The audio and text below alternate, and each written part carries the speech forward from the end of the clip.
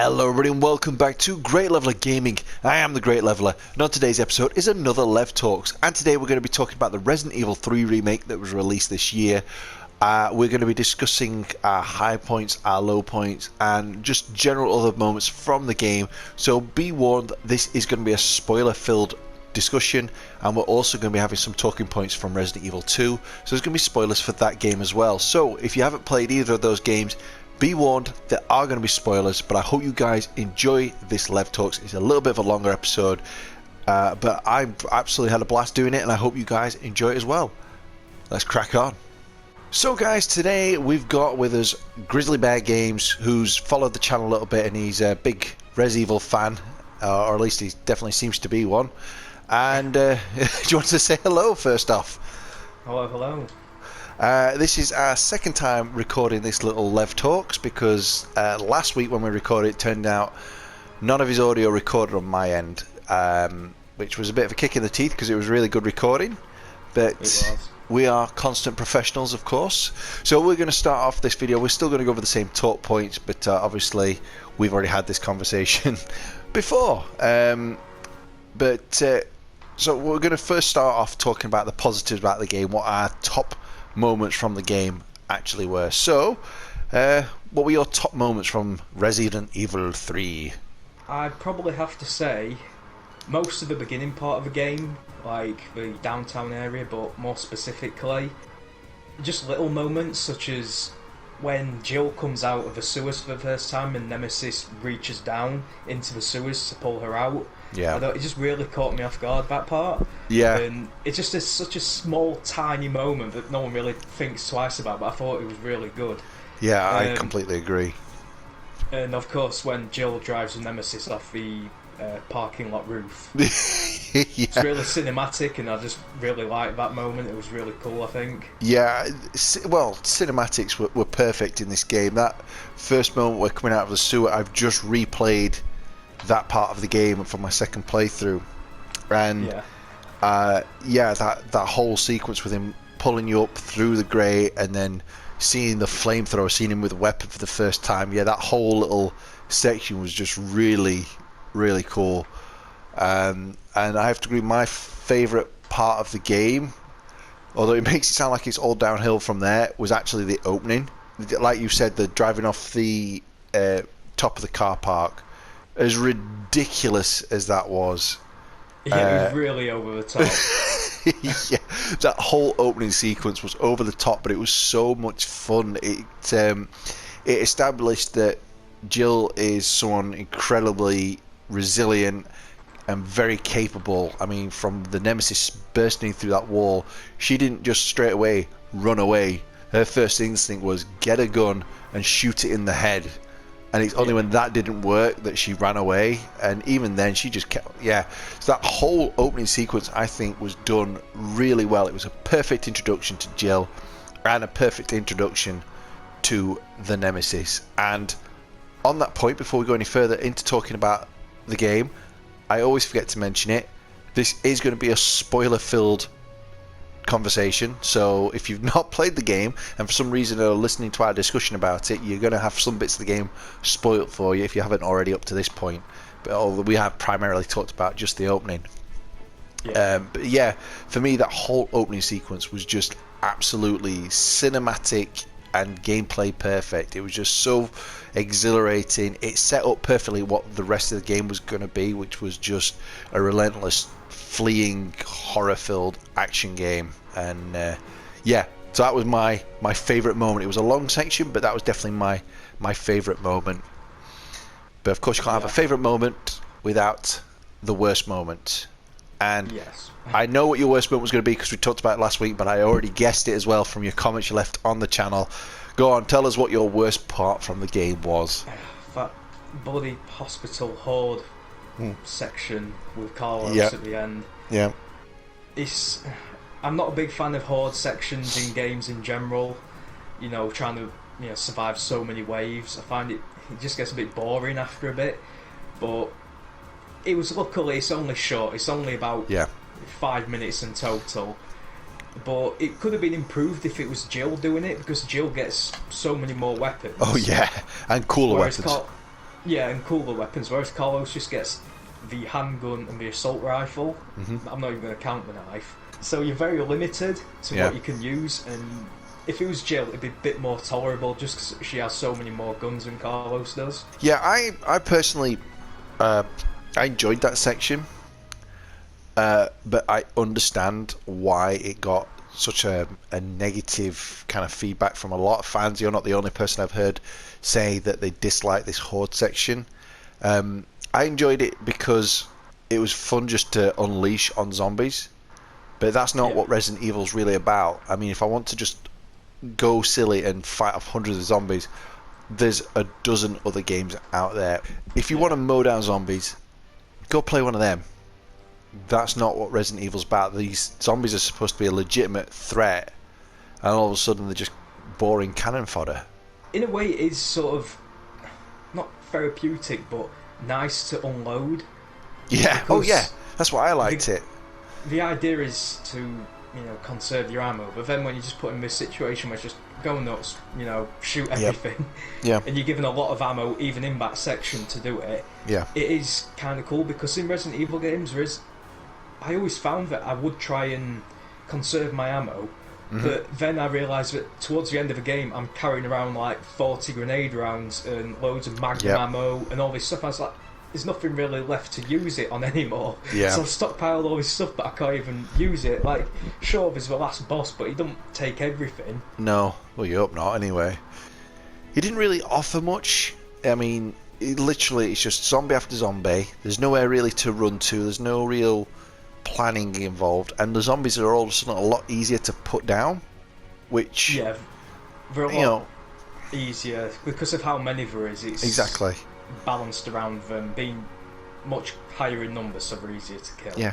Now I think I would have personally preferred if I was to say let's do this horde thing, have it where you have to defend certain sections and keep the zombies as tough as they were, and if you have to fall back, you'll fall back, but knowing that you can only fall back once or twice, and then if you're overrun, because the whole point that's what made for me these remakes the masterpieces that they are. Zombies are frightening again. They are they're so incredibly well designed, I think. Yeah, I mean, a zombie where a headshot doesn't put it down, to me, is just... I know it sounds stupid and it's a bit exaggerated, but I don't think it is. It's revolutionary. The golden rule of cinema is you shoot a zombie in the head and you kill it. Not in Resident Evil. That's why you're in a small room with one zombie. Oh, it's alright, I'll just pop a headshot into it. No, that won't cut it. You might use almost 5 or 6 bullets, and if he's only 3 or 4 paces away from you, you're gonna panic. And that's what made it so great. And then, like I said, you get this horde section, and they just go down like chumps. There's no threat to them.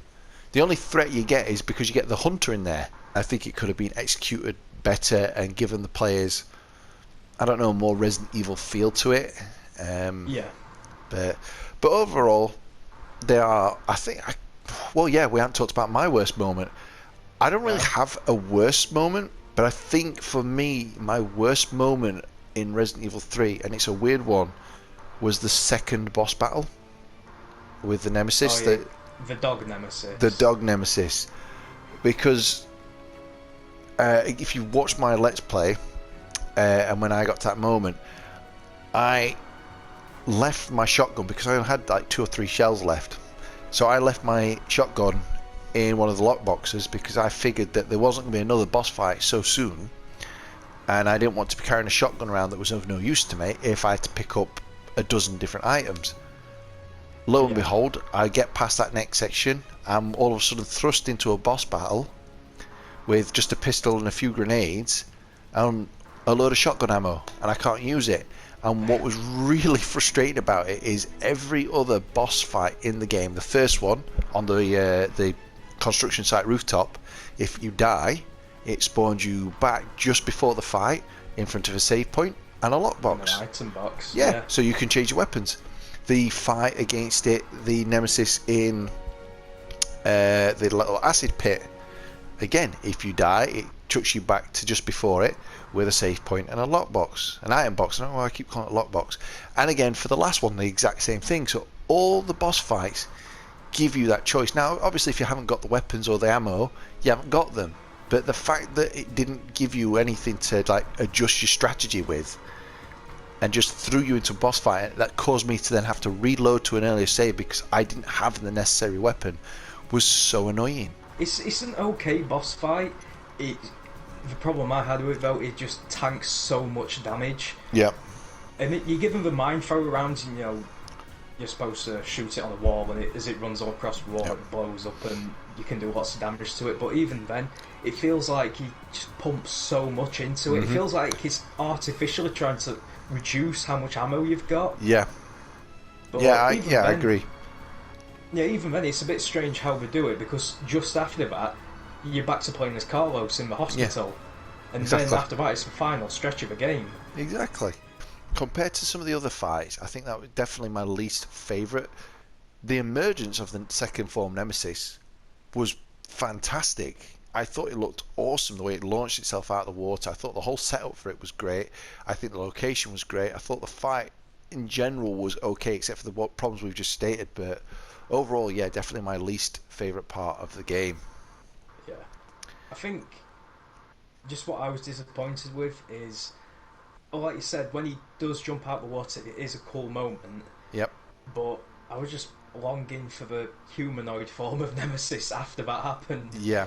Because I think that was always the most frightening version of him. Yeah. Because he just becomes like a beast from it. that point on. And he lacks that sort of like human, not quite human feel to him. Yeah. Things that are more human in nature tend to be more frightening because we associate it with, you know, people. Yeah, but also from the original Resident Evil 3, his second form is humanoid again, but all his trench coat's burnt off. He's got his massive tentacles on his arms. Yeah. And that version of him is so badass looking. Yeah. And I was really hoping for that in the remake, but alas, we just got the dog form. You dropped the ball! Yeah. It's not that the dog form's bad, it's just I wish I had the original as well. Yeah. So you could fight the original, you know, shirtless tentacle Nemesis in the clock tower, then in the acid pit you fight the dog form or something exactly, like that. Yeah. That was it. It just like we've said it well, we said it last time we discussed it, but the first form of Nemesis is iconic. I'm still hazy on how on the original Resident Evil 3. I know I've played parts of it, but I don't recall it as well as what some other people do.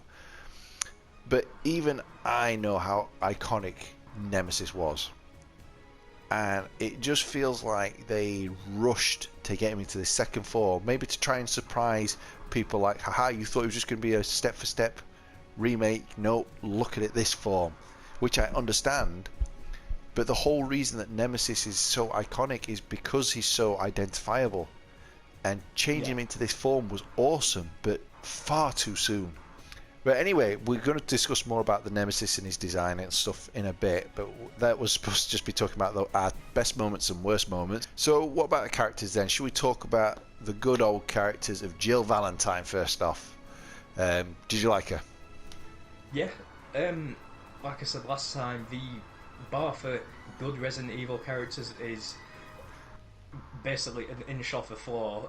I've recently been replaying Resident Evil Code Veronica, and it is abysmal just how bad the characters are in that game. Really? Whereas, in Resident Evil 3 Remake, they're tolerable, they're good. I actually liked Jill in that game. Yeah. So, for a Resident Evil game, the characters are great. I mean, they're not like the best characters ever. No. It's hard to compare them to some things, but they're the best Resident Evil characters I've seen, I think. Yeah, there's not much way of character development, is there? They're one note the whole way through. This is the character. Yeah, they're still two-dimensional, but they pulled off well. Yeah, exactly. I thought Jill was...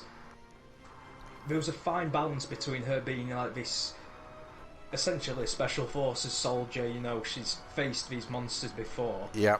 And she's confident with it, but also there are plenty of times where she still shows fear. Yeah. When you know, the Nemesis clearly has an upper hand on her, and she, you know, you can tell that she's panicking and things like that. But also balanced with, you know, the snappy one-liners that she has, like, you know, bitch can't even swim. Like, I thought that moment was, everyone loved that moment. Yeah. Yeah, it was a great moment. That I think she was balanced very well, and she was likeable. Yeah, and again, I know we've said it, like, she's a bit two-dimensional, but the character that they've given for her was consistent. We talked about it on our last Lost recording, and I think for me one of the defining character moments for Jill was that bit when she's got the rail system back online, and she meets back up with Carlos, and the Nemesis breaks in, and they know it's coming, and they press the button to lower the shutter, and Jill realizes that it's going to get through, it's going to get to them, and not just her, but there's the civilians on the train. And we commented on how funny it was that you never meet any of these civilians, but I almost think that was intentional. A, because it's not important to know them, we don't need more characters, but B, that's not important to Jill. She doesn't need to know someone to know that they needed protecting, and her instinct was, I'm going to lure this thing away from these innocent people because that's who I am, and I know that it's after me. And I think that was a really good moment for Jill. It was just like all thought of self-preservation was gone. It's, I'm helping, I've got to help. And I think that was a really good moment for her. And of course it just led to a cool chase sequence again as well, which is always brilliant. But I loved the design. I loved the updated look that they gave her with the costume. I think it was a lot more practical and cool looking. Yeah, the costume was a big improvement. The original one, where it's just like a mini skirt and a tube top, it just, to me, just looks stupid. It's just I know Resident Evil games aren't exactly believable, but this just didn't help. No. Whereas this one, it's just like a tank top and jeans and boots. Yeah, which is what you kind of expect from like a you know, she was just chilling out in her apartment. She's not a girly girl. It just looked comfortable, practical, and just perfect Jill. Yeah, and even then, there isn't. You can get the optional costumes if you did like a original look more. Yeah. I mean, I pre-ordered it, so I've got that costume, and for my second playthrough, I'm like, alright, I might play through in that one, and I just selected him, like, nope, switching back. Because I love that costume so much. I think it really works well. And so I think Jill overall was perfectly realised. So what about good old Carlos? We don't want to be in a Carlos-less world. What a horrible line that was. Carlos, again, up to the game with the characters. Yeah. Literally. In the original, Carlos is just incredibly cringy. Yeah. He was supposed to be this ladies' man, but it just came across as it was just awful, really badly written. Whereas here, he still has that, you know, like the cruel Carlos's world. Yeah. But it was much more toned down and better. He still, you know, had that jokey, bantery side to him, but it was in his accent in the original game. Here, he just has a sort of normal voice. Yeah. Yeah, he was a massive improvement. Yeah, to his original as well. Yeah, because it feels like he's more believable. It's like it's almost like he's using humour to kind of deal with these unbelievable situations that he's having to face and the loss of his friends and stuff. And it's like humour's his go-to thing, and having a bit of a laugh and a bit of a, you know, it's almost like he knows he's a bad flirt. He's not even trying to really flirt. He just thinks it's endearing, and I think that was, you know, I think it was a really fun character design with, you know, his dialogue and stuff. Like I said, it's not anything award winning, but he was believable. It's how I'd like to imagine I would go off in this situation, of just cracking a few good old one-liners whilst kicking ass. So, and what about his look? I really appreciated his hair. His hair was great. Oh yeah, well, we looked like a big wet shaggy dog, but it was great. Which, to be fair, I think everyone's hair's looking like now in the apocalypse that we're currently living through, all in quarantine. I know mine's getting there. T-virus apocalypse, everyone looks like Carlos. Yeah. And again, he's another one. When you look at the original design, because the character model is on there, I was shocked. It was like Leon 2.0. Yeah. Like they didn't change anything about Leon's design for Carlos. So I really appreciate what they've done in trying to make him look his own character. Yeah. Yeah, he wasn't just another 90s curtained hair Leonardo DiCaprio knockout like yeah. Leon was. yeah. Leon's the only one who could pull that off. So, yeah, Leon can have it, but nobody else can. So let's talk a little bit then about Nikolai, because I thought he was a really fun character, but I had my faults with him. Yeah, he was cartoonishly evil. Yeah, it just needed a mustache.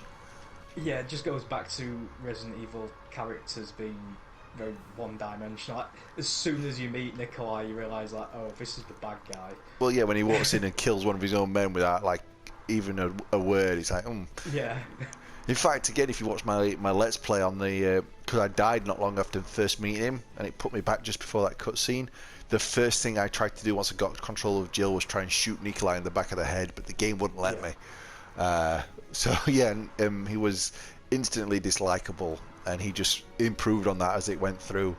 But my biggest problem with him is how is he getting everywhere, and how does he know perfectly where to be? It's just... I don't know, because he talks about he's sort of like documenting everything. Which I get, that's fine. Has he got like cameras everywhere where he's watching? Well, this is what's so weird about it. These fights go on. Yeah, it's like, fair enough, I could kind of buy that he was on the train that crashed, so maybe he wasn't that far away from the fight with the Nemesis and he was watching from afar. But it's like, there's still a city overrun with zombies and you're strolling through like there's nothing happening. I mean, it's just a bit weird, and like, it was literally, he was everywhere that you didn't need him to be. It's like, why is he here? Yeah, it's like, how did you get here? Yeah, and why is nothing eating you yet? So, but I enjoyed him. It was they knew what he was. It was a two-dimensional. Well, they're all two-dimensional. We've said it a dozen times, but he was a two-dimensional character. But I thought it was fun overall. So yeah, I enjoyed him. He served his purpose. Yeah. Let's talk about how it compares to Resident Evil 2 then. Do you think Resident Evil 3 was better, worse, or as good as Resident Evil 2? As much as I enjoyed Resident Evil 3, I accept that objectively Resident Evil 2 is just the better game. Yeah. But that doesn't take away from my enjoyment of Resident Evil 3. I'm not saying it's a perfect game, it's not, but yeah, I'd say 2 is better, but I still do genuinely like 3. But with the originals, a lot of people say 2 is the best. I'm in the minority where I say the original Resident Evil 3 was better than Resident Evil 2. Yeah. But I accept that many people do like 2 more. It's like the Terminator films. I although it's 50-50, I like the second one more, but I completely understand why people would say they like the first one more. Yeah. Yeah, it's just one of those things. They're both great games, and although I do have my slight favourite, especially with the original, I accept, that people like them both. But yeah, Resident Evil 2 Remake is better than 3. Yeah, I agree, but it's literally like, it's a photo finish. And the reason for me that Resident Evil 2 takes precedence over Resident Evil 3 is a couple of factors. And I know everyone said it, but it's the length of the game. Yeah. I haven't got a problem with Resident Evil 3 being a bit shorter. It's not a problem at all to me. My problem with it is that Resident Evil 2 had reasons to make you want to play it again. You had Claire's story, you had Leon's story, then you had the B plot for Claire and the B plot for Leon, so you started off in different locations, had a few different puzzles, things were changed around, and then it kind of caught up with itself and then ended slightly different. Yeah. But that was 4 reasons to play the game at different times. Resident Evil 3 doesn't have that enough. I know you said that there's a few things changed around on harder difficulties and such, but I want more of the story. I want more different scenarios. I don't just want tougher enemies in different places. I want a reason to play it again and get more of the story. And I don't know how they could have done it. It would have been great if on a harder difficulty, certain areas are closed off and other ones are opened up. So you've got to go a different way, and you meet different characters. And you need to go that way, kind of thing. Yeah, but again, not just for more enemies, but for a different take on the story. Yeah. Or even when you finish it, you get a different ending, just something. And I feel like that's where Resident Evil 3 dropped the ball. Fair enough when it first released on PlayStation 2, but after just doing what you've just done with Resident Evil 2 only last year, I think there was an oversight.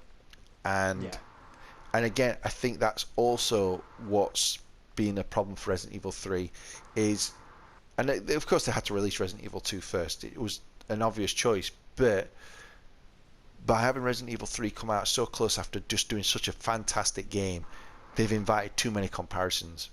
It's just going to live in its shadow. Exactly. And this is what happened back in 1999 as well. It just lives in the shadow of Resident Evil 2. Yeah, and again, couldn't compete. For me, the only reason why Resident Evil 3 is so memorable to the present day still is because of the Nemesis. Yes. I think if you hadn't got Nemesis in there, you just had another G-Virus type thing, nobody would have really cared, but I think they did something really special with Nemesis. And I think he's been done well in this one, but he's got his flaws, like we've talked about earlier. We're not going to go into it all again. So I think that pretty much sums up a lot of things about the game. So first off then, we're going to have to discuss who is better, Mr. X or Nemesis. I'm going to have to say Nemesis, purely because Mr. X was... I remember when I first encountered him, I was expecting, because in the original Resident Evil 2, he only appears in the B chapter. Yeah. And because, I was playing through the A chapter, and it got to the point where, you're at the helicopter, which is where he appears in the original as well. Right. Although much earlier on. All of a sudden, he lifts up the helicopter, I was like, oh, Jesus, I instantly, I recognised who it was, but oh, Jesus, I didn't expect him to be here. Yeah. And then I ran out into the little, rooftop area, I shot him a few times and he dropped down. When I was mashing the button to, loot him, because I thought he'd drop things like the original, so he doesn't drop anything. Yeah. And then I think I just sort of, stayed there for a bit, just what happens if I stay here? Then after about 30 seconds, oh, shit, he's getting up. Yeah. And then I ran away and I managed to lose him. Yeah. Then about 5 minutes later, all of a sudden I could just see massive booming footsteps. And I was like, oh shit. And I was hiding in a safe room, and it's one of the few times in recent memory where I felt okay, this is genuinely unnerving, I don't like this. Yeah. But then once you see him, you realise he just walks after you, sometimes at a brisk pace, decks you, and then cracks his neck, gives you time to get up, and then you run off. Yeah. And after a while, he's fantastic at first. Towards the end and on your subsequent playthroughs, he's just a nuisance. Yeah. So, here he is again. Yeah. And then you have to run around and avoid him, and he still surprises you. He takes you off guard. Oh yeah. But with Nemesis, even on subsequent playthroughs, especially when you play it on harder difficulties, when it becomes even faster and even stronger and even more aggressive, he always has that tension because of how aggressive he is. Yeah. How he's constantly on your tail. Although it's only for a short period of time, the stalking section. I do prefer Nemesis and his design and just what he brings to the table. He doesn't just punch you and let you get up. So that I can't disagree with what you said there, but for me, I think Mr. X has a bit of an advantage for me personally. Although I'd heard about him in this game, it was a huge surprise to me, and I think the persistent threat that he had, but because of his slow pace, which allowed him to be in it for longer and stalk you a lot more meticulously, I think I enjoyed a lot more. Because he was just such a surprise character. And what's interesting as well is, you ever watch on YouTube, there's a channel called Slippy Slides or something like that. Yeah, with and the he basically stuff. Yeah, he'll take the camera off your character and look around the map at what's happening outside. And what's really interesting is, like you said, Nemesis literally will teleport where he needs to be. Mr. X, with a few exceptions of where he'd done it for like jump scares, for the majority of the time is actually stalking around the police station. Yeah, It's not just a sound effect. He's in the map somewhere, isn't he? Yeah. So he's actually stalking, and I really like that, and I think that lends to it being a lot more interesting, that I could try and outrun him and outmaneuver him, and I like that cat and mouse. Where, like you said, with Nemesis, I don't like the cheap thing where it just teleports you in front of you. I'd love it if I'm running down a street and I'd see him using his tentacle thing and Spider-Maning through the city to land in front of you. That would have been awesome. That would have, for me, sold the Nemesis. But I think it was almost like a cheap tactic. But I understand why he was so good. I understand why he was like that, and I think he was fantastic. I really love the Nemesis. I love his design throughout. But Mr. X, for me, was more terrifying. That was another thing I felt disappointed with. The lack of stars from Nemesis in this one. It felt like he only uttered it like 2 or 3 times, and it's like, I wanted that persist again with the stalking. I want to hear stars before he comes around the corner. It's like, oh shit, you know. But overall, I love the Nemesis, but Mr. X again. But again, it's like I said, it's a 4 finish for me. They were both so well realised in their own way. They're both great in their own way. I'd say Mr. X is unnerving, whereas Nemesis is terrifying, intense. Intense is a good word for it. So if you guys have watched this podcast up to this point, thank you very much. And if you like hearing about us talk about Resident Evil and remakes, and you want us to talk about a particular subject, let us know down below in the comments, and we will certainly do it, because I could, as I've mentioned before, talk about it for days. And of course, if you've enjoyed listening to good old Grizzly Bear Games, go and head over to his channel. Do you want to tell us a little bit about your channel just before we sign off? I'll let you talk about yourself, about what kind of things you do and what you've done recently with the Resident Evil walkthrough.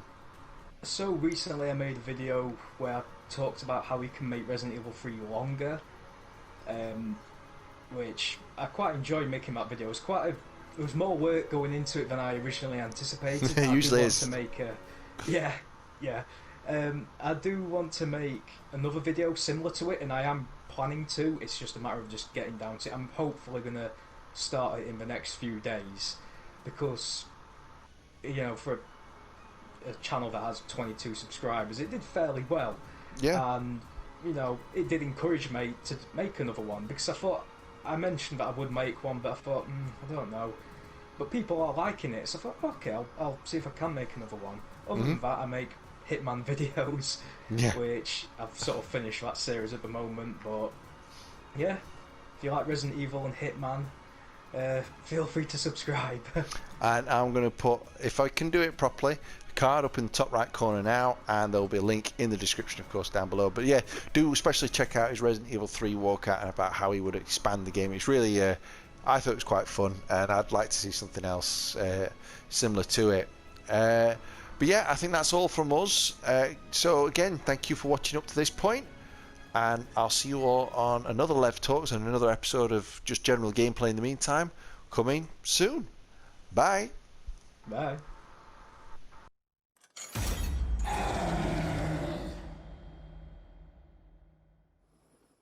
Hi guys, I hope you enjoyed the video you just watched. If you did, remember to hit that like button down below, as well as leaving a comment. It lets me know that you're enjoying the content, and of course there's plenty more videos on the channel such as these right here to check out now. And of course you can subscribe, and that way you keep up to date with the latest videos. With that being said, it's farewell from me. I'll see you on the next video.